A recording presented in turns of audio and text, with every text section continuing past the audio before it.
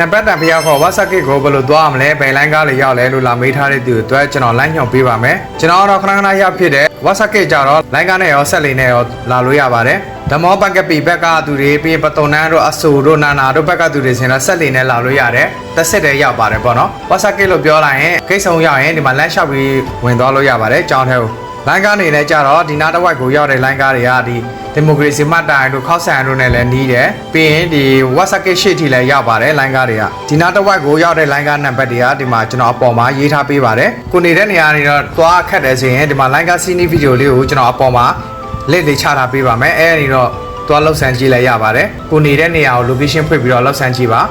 နံပါတ်တန်ဖျားတို့10ဘတ်တန်ဖျားတို့တွင်းရင်တပတ်တန်ဖျားတွေကိုကြတော့ထိုင်းပတ်စံကြွေစည်းထံမှာပါလို့ပေါ့နော်တချို့ကြတော့အဲ့လိုခေါ်တယ်တကယ်မှဆိုရင်တော့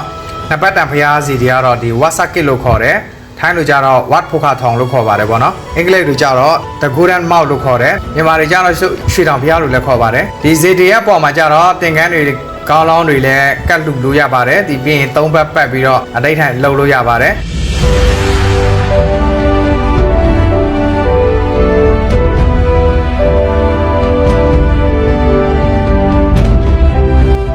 ကျောင်းထဲမှာဆိုရင်ပန်းတွေကပ်ကျောင်းခန်းတွေရှိတယ်ပြီးရင်အေးလဲအေးချမ်းတယ်မချွေးဆိုင်တွေလည်းရောင်းပါတယ်ဒီထဲမှာကြတော့